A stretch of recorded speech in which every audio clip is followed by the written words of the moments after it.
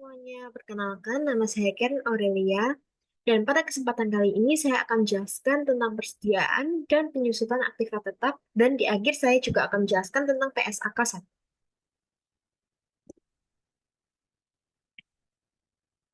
Jadi, persediaan yang saya akan jelaskan itu dibagi menjadi dua, yaitu FIFO perpetual dan average perpetual. Jadi, FIFO perpetual itu menggunakan asumsi arus biaya yang menyatakan bahwa barang yang pertama kali masuk ke persediaan adalah barang yang pertama kali dijual. Pencatatan persediaan dilakukan secara terus-menerus dalam kartu persediaan sehingga setiap transaksi pembelian dan penjualan akan langsung dicatat.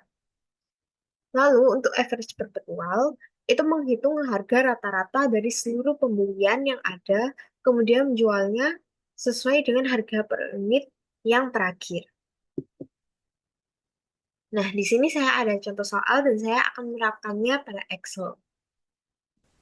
Nah, di sini kita akan mengerjakan yang Vivo terlebih dahulu. Jadi Vivo perpetual ini, eh, di contoh soalnya itu kan ada stok awal pada tanggal 1 Maret 2025, stok awalnya sebanyak 5.000 eh, kuantitasnya.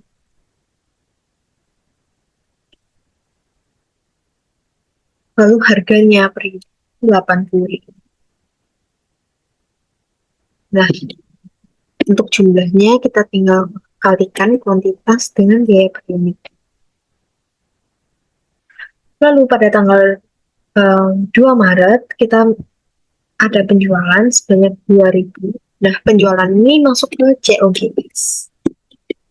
2.000, harganya di sini kan 100.000, tapi harga yang tertera di sini itu sudah termasuk laba, bukan sementara harga yang akan kita masukkan ke tabel ini adalah harga pokok penjualan. Jadi kita akan menggunakan harga unit, biaya unit, lalu kita jumlahkan, kita kalikan. Nah, kuantitasnya di gudangnya kita akan tulis sisa stoknya di 5.000 dikurangi 2.000, harganya 20.000, lalu kita tinggalkan.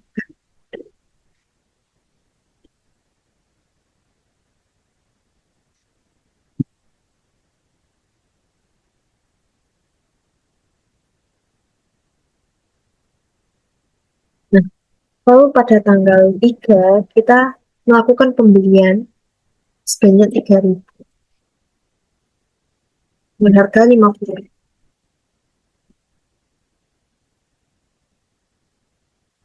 Nah, ini kita kan beli, jadi harganya itu ya ini, soalnya ini kan akan jadi jumlah biaya yang kita keluarkan untuk pembelian itu kan bakal jadi harga pokok penjualan. Jadi ya, kuantitas kali ya begini. Lalu di bagian gudang kita akan copy paste ini yang sisa stok di gudang saat ini, dan kita copy paste pembelian kita. Jadi pembelian kita masukkan ke gudang. Lalu pada tanggal 4 Maret kita melakukan penjualan sebanyak 4.500. Nah, 4.500. Nah, ini kan first in first out. Jadi barang yang ada di gudang terlebih dahulu nih harus keluar terlebih dahulu. Nah, kebetulan di sini di sini kan kita memiliki stok yang udah lama nih ceritanya. Udah dari tanggal 1 itu sebanyak 3.000. Jadi kita tulis dulu 3.000 di sini dengan harga 80.000. Lalu kita kalikan.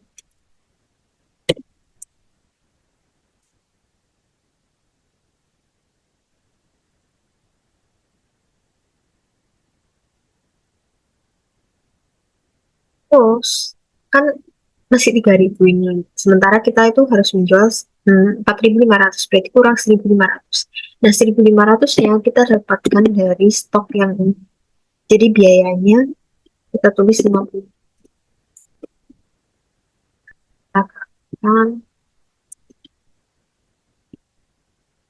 Nah, di sini kita akan catat sisa stoknya. Di sisa stoknya, yang ini kan sisa nih, yang harganya 50.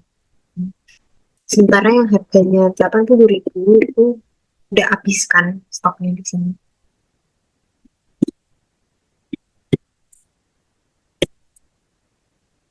Nah, pada tanggal 4 juga kita melakukan penjualan lagi sebanyak 1.100. Nah, kita pakai stok yang ini. Yang ini ini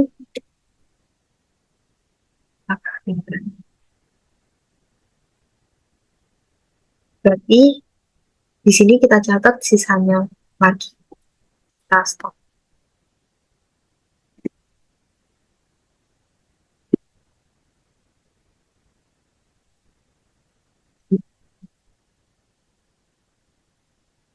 Nah, jumlahnya 20 juta.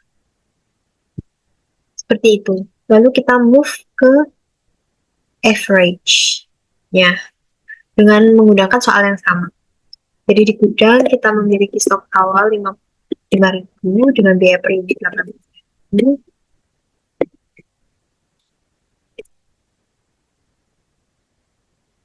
Jumlahnya tinggal kuantitas kali biaya per unit.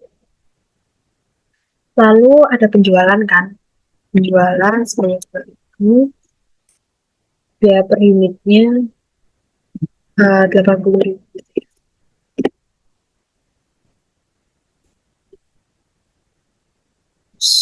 Ya,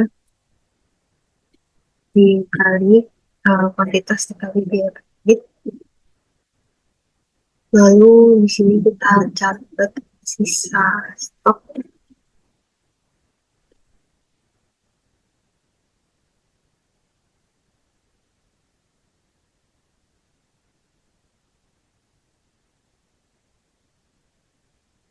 Oh, di um, lebih nol. Lalu kita kalikan kuantitasnya biaya per unit. Nah, di gudang sisa segini stoknya. Lalu kita melakukan pembelian. Pembelian sebanyak 3.000.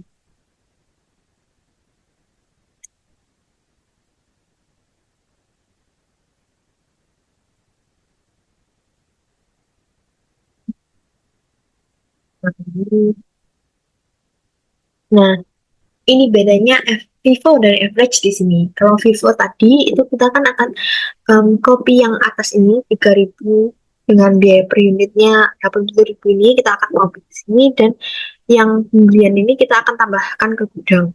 Tetapi itu kan first in first out. Jadi kita harus membedakan stok mana yang masuk ke gudang terlebih dahulu.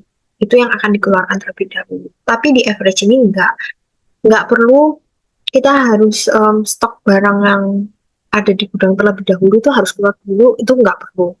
Jadi kita akan langsung tambahkan kuantitasnya. Jadi kayak dijadiin satu gitu loh.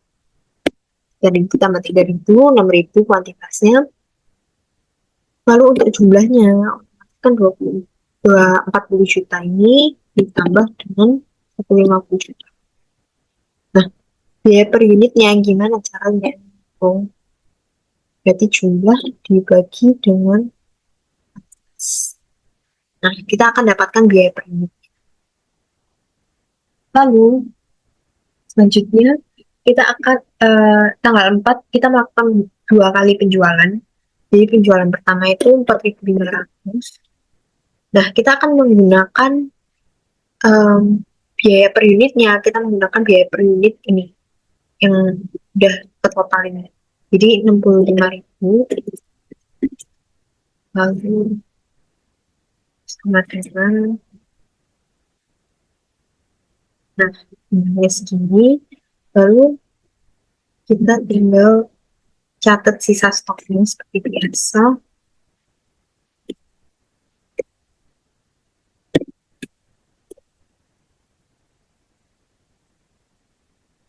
Lalu penjualan lagi sebanyak 1.100.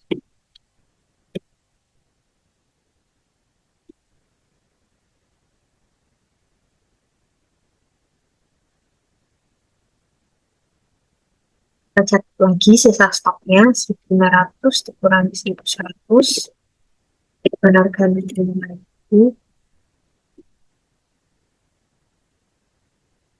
kuantitas dikurangi biaya prima. Seperti ini. Jadi itulah bedanya FIFO dengan average. Lalu kita akan masuk ke PPT-nya lagi. Nah, kita akan masuk ke penyusutan aktiva tetap. Jadi penyusutan aktiva tetap itu proses pengakuan penurunan nilai aset tetap yang terjadi seiring waktu. Penyusutan ini dilakukan untuk mencerminkan nilai aktual aset perusahaan dalam laporan keuangan. Nah, penyusutan ini ada 3 metode, yaitu yang pertama metode garis lurus. Jadi dalam metode ini aset diasumsikan mengalami depresiasi dengan tingkat yang tetap selama masa pakai perusahaan, yang dengan kata lain jumlah penyusutan yang dicatat setiap tahunnya itu sama. Yang kedua, metode unit aktivitas. Jadi metode ini itu menghitung penyusutan aset tetap berdasarkan jumlah unit yang diproduksi oleh aset tersebut. Lalu yang ketiga, metode saldo menurun. Jadi di metode ini itu membebankan penyusutan sebagai persentase dari nilai pokok aset. Metode ini mengasumsikan bahwa penyusutan akan lebih besar di awal masa pakai aset dan lebih kecil di akhir masa pakai. Nah, di sini juga saya telah menyediakan contoh soal. Jadi kita akan langsung saja ke Excel. Di sini saya sudah membuat template-nya. Jadi di sini ada garis lurus ya. Yang pertama kita kerjakan yaitu metode garis lurus.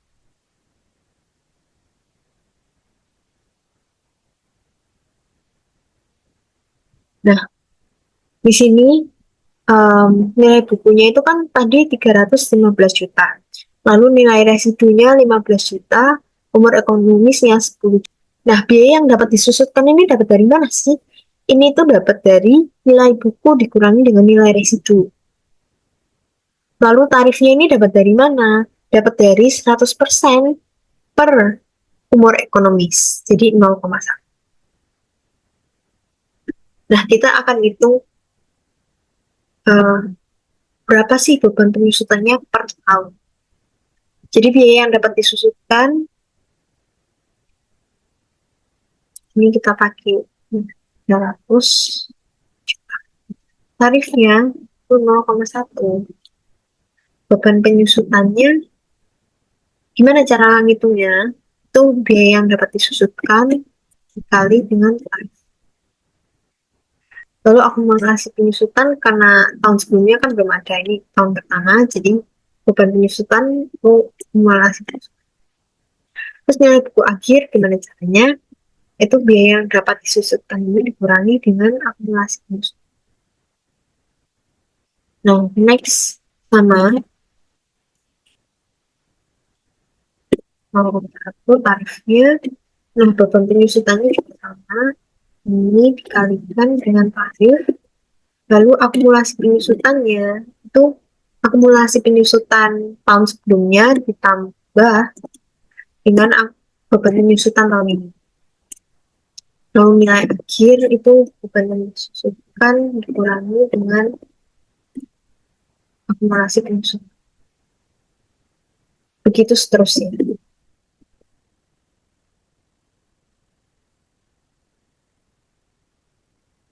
Di sini kan nilai buku akhirnya itu 0 atau nggak ada. Sementara nilai buku akhir itu harus sama dengan nilai residu. Jadi harus 15 juta. Jadi kita akan sesuaikan. Di sini kita akan tulis 15 juta. Nah, kita akan sesuaikan di beban penyusutan dan akumulasi penyusutan. Jadi kita tidak perlu mengalihkan dengan tarifnya.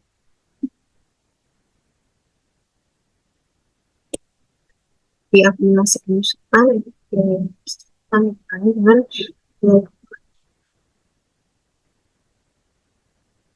Berarti saya mengungkapkan beban penyusutannya. Beban penyusutannya berarti 285 juta dikurangi 270 juta. Nah, ini beban penyusutannya untuk tahun terakhir ini, akumulasi ini. Next ke metode unit aktivitas. Nah, di sini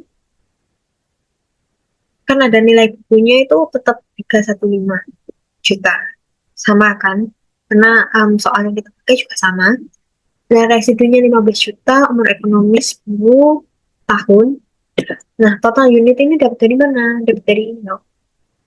Ini dapat dari mana? Ini dapat dari soal. Jadi di soal itu kan ada keterangannya nih, rincian penggunaan mesin selama 10 tahun. Nah, ini ada nih rinciannya. Berapa kilogram per tahun. Jadi tinggal di summary. Lalu biaya per unit ini dapat dari mana? Dapat dari nilai buku dikurangi nilai residu per total unit.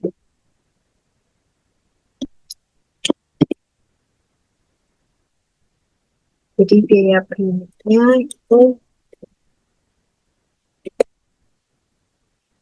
620 biaya per unitnya. Nah, kita itu nih, beban penyusutannya sama aja itunya. Jadi unit aktivitas dikali biaya per unit, akumulasinya, nilai buku akhir.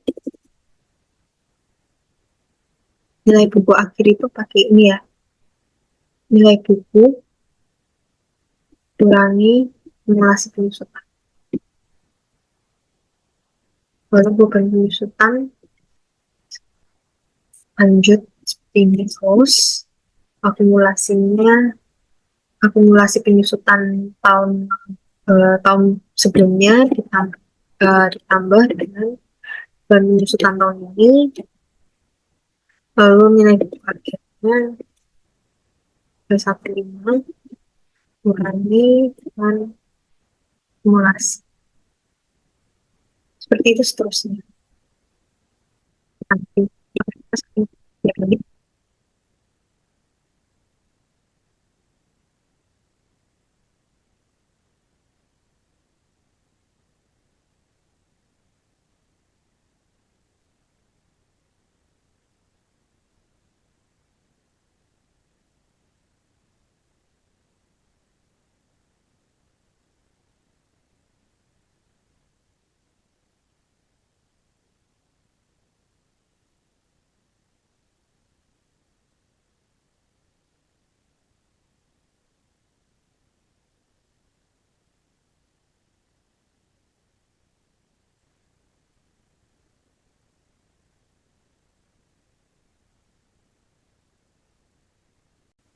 jadi seperti ini nilai buku akhirnya juga sudah sesuai dengan nilai resikonya yaitu 15 juta. Jadi kita tidak perlu menyesuaikan seperti di metode garis.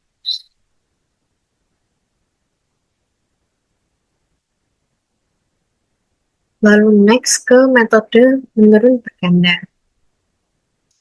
Jadi di sini nilai bukunya sama 315 juta, nilai residu 15 juta, umur ekonomi 10 tahun. Nah, cara hitung tarifnya gimana? Cara hitung tarifnya itu sama seperti metode garis lurus, tetapi ini perlu dikali 2. Jadi 100% dibagi dengan 10, lalu dikali dengan 2. Jadi 0. Nah, saya akan jelaskan untuk menilai berganda. Jadi nilai buku awalnya itu tetap 315. Lalu tarifnya kan 0,2. Beban penyusutannya, cara hitungnya sama. Nilai buku awal dikali tarif, akumulasinya, dan beban dari beban penyusutan sama akumulasi penyusutan tahun sebelumnya kalau ada. Nah, nilai buku akhirnya, nilai buku awal dikurangi simulasi penyusutan. Nah, kan dapat nih 252 juta. Ini akan jadi nilai buku awal di tahun berikutnya. Jadi di sini kita tulis 2 juta, tarifnya sama 0,2, beban penyusutannya sama juga caranya, tinggal dikali hasilnya. Ya, buku akhir ini ya buku akhir tahun sebelumnya dikurangi dengan beban penyusutan, ya, dijadikan nilai buku awal di tahun berikutnya. Tarifnya 0,2, terus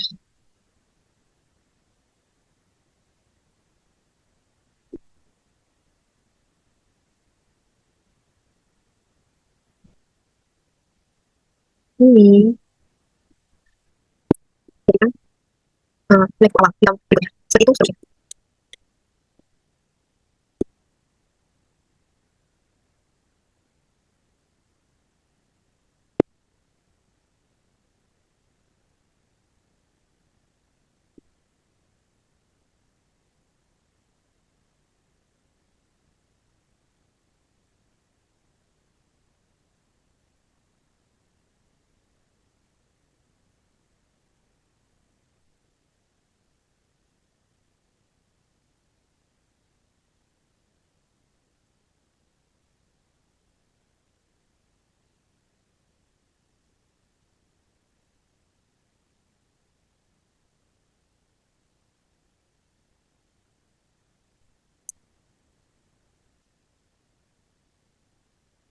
Nah, hasilnya kan seperti ini. Jadi nilai buku akhirnya itu tidak sesuai dengan nilai residu. Jadi kita akan sesuaikan seperti metode garis lurus tadi.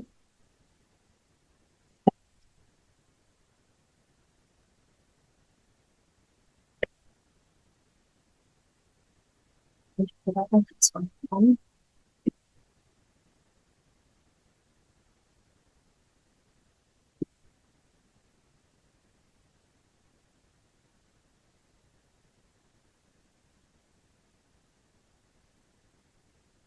Dan seperti ini. Next, kita lanjut ke PPT. Nah, sekarang saya akan menjelaskan mengenai PSAK 1, penyajian laporan keuangan. Nah, tujuan laporan keuangan itu apa sih?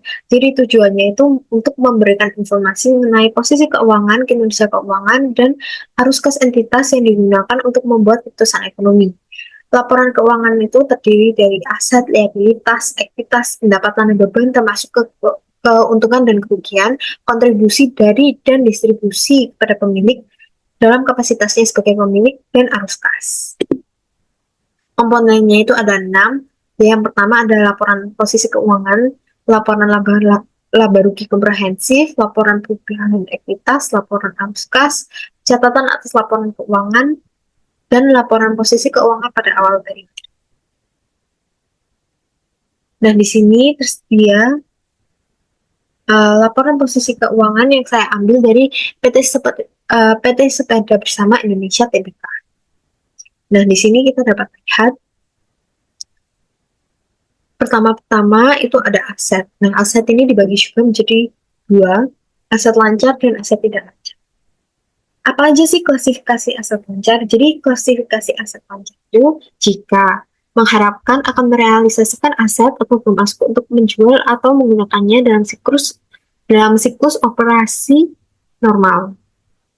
Memiliki aset untuk tujuan diperdagangkan, mengharapkan akan merealisasikan aset dalam jangka waktu 12 bulan setelah pelaporan, kas atau setara kas, kecuali aset tersebut dibatasi pertukarannya atau penggunaannya untuk menyelesaikan liabilitas kurang-kurangnya 12 bulan setelah periode pelaporan. Nah, di sini saya salah bertukar memasukkan screenshotnya. Jadi setelah aset, terus ada aset lancar, aset tidak lancar. itu ada liabilitas terlebih dahulu. Nah, di sini kan ada tulisan liabilitas dan ekuitas. Terus bawahnya ada liabilitas. Nah, liabilitas ini juga dibagi menjadi dua, liabilitas lancar, liabilitas jangka pendek, dan liabilitas jangka panjang.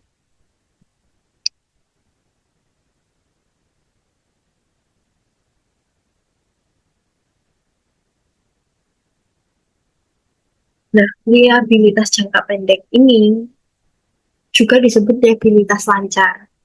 Nah, liabilitas lancar ini klasifikasinya apa aja sih? Klasifikasinya itu jika mengharapkan akan menyelesaikan liabilitas tersebut dalam siklus operasi normalnya. Terus memiliki liabilitas tersebut untuk tujuan diperdagangkan, liabilitas tersebut jatuh tempo untuk diselesaikan dalam jangka waktu 12 bulan setelah periode pelaporan, dan tidak memiliki hak tanpa syarat untuk menunda penyelesaian liabilitas selama sekurang-kurangnya 12 bulan setelah periode pelaporan. Nah, habis liabilitas tadi, baru ada ekuitas. Nah, ini sesuai dengan template dari PSAK 1. Jadi, aset terlebih dahulu, lalu ada aset lancar, lalu ada liabilitas. Nah, liabilitas ini juga terdiri dari dua, liabilitas jangka pendek dan liabilitas jangka panjang, baru ekuitas di sini. Nah, di bawahnya ini kan total liabilitas dan ekuitas.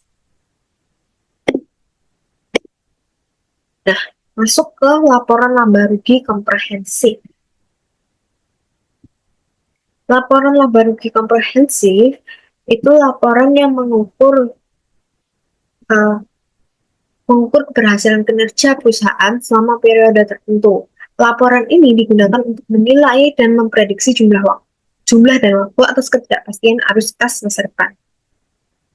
Klasifikasi beban berdasarkan fungsi dan sifat. Jika disajikan berdasarkan fungsi, ada pengungkapan berdasarkan sifat. Nah, laporan laba rugi komprehensif itu biasanya disajikan uh, dengan penghasilan komprehensif lain. Nah, apa sih laporan penghasilan komprehensif lain ini? Jadi, ini itu merupakan keuntungan atau kerugian yang belum direalisasi atau atas aset yang tidak tercermin dalam laporan laba rugi. Contoh item yang termasuk dalam OCI adalah keuntungan dan kerugian yang belum direalisasi dari instrumen keuangan seperti obligasi, derivatif, dan lindung nilai. Nah, di sini ada laporan laba rugi dan penghasilan komprehensif lain milik PT Sepeda Bersama Indonesia Tbk. Jadi di sini ada penjualan neto, beban pokok penjualan, laba bruto, beban usaha, laba usaha, penghasilan lain-lain, laba sebelum pajak penghasilan, beban pajak penghasilan, laba tahun berjalan. Lalu di sini ada penghasilan komprehensif lain. Terus di sini ada total penghasilan komprehensif tahun berjalan, laba per saham dasar, dan denusian. Lalu next, ada laporan perubahan ekuitas. Jadi laporan ini itu menunjukkan total laba rugi komprehensif selama suatu periode yang diatribusikan kepada pemilik entitas induk dan pihak non-pengendali.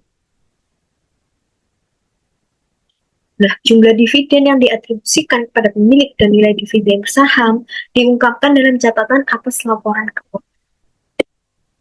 Nah, di sini ada contoh laporan perubahan ekuitas, lagi-lagi dari milik PT Sepeda Bersama Indonesia Tbk. Seperti ini bentuknya, jadi ada modal ditempatkan dan disetor dulu, tambahan modal disetor, keuntungan dalam kurung kerugian komprehensif lain. Nah, ini ada saldo per 30 September 2022, lalu bawahnya ada saldo per 1 Januari 2023. Lalu bawahnya lagi ada saldo per 30 September 2023. ada laporan arus kas. Jadi di laporan ini itu menyediakan dasar bagi pengundang laporan keuangan untuk menilai kemampuan entitas dalam menghasilkan kas dan setara kas dan kebutuhan entitas dalam menggunakan arus kas tersebut. Nah, ini ada laporan arus kas dari PT Sepeda Bersama Indonesia Tbk. Jadi di dalamnya itu ada ini kas dan bank dan cekan pada awal periode, pada akhir. Next, catatan atas laporan keuangan. Jadi di sini di catatan ini itu menyajikan laporan uh, menyajikan informasi dasar penyusunan laporan keuangan dan kebijakan akuntansi seperti dasar pengukuran, kebijakan yang relevan, asumsi dalam estimasi. Mengungkapkan informasi yang disyaratkan SAL yang tidak disajikan dimanapun dalam laporan keuangan. Lalu di sini juga memberikan informasi yang tidak disajikan di bagian manapun dalam laporan keuangan, tapi informasi tersebut relevan untuk memahami laporan keuangan. Nah, ini juga nggak urut ya. Jadi ini dulu, tapi A-nya juga nggak ada. Jadi ini ada bagian satu umum, di bagian B-nya itu ada Dewan, Komisaris, Direksi, dan Karyawan.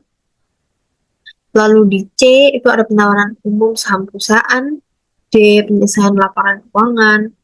Nah, di bagian 2 ini ada teaser kebijakan akuntansi yang signifikan. Nah, ini ada di bagian A dasar penyusunan laporan keuangan. Nah, ini lanjutannya ya. Terus di B itu ada amandemen standar yang berlaku efektif pada tahun jalan. Nah, ini saya tidak sajikan screenshotannya secara lengkap. Jadi ini hanya sampai bagian 2 saja. Nah, sekian dari saya. Terima kasih.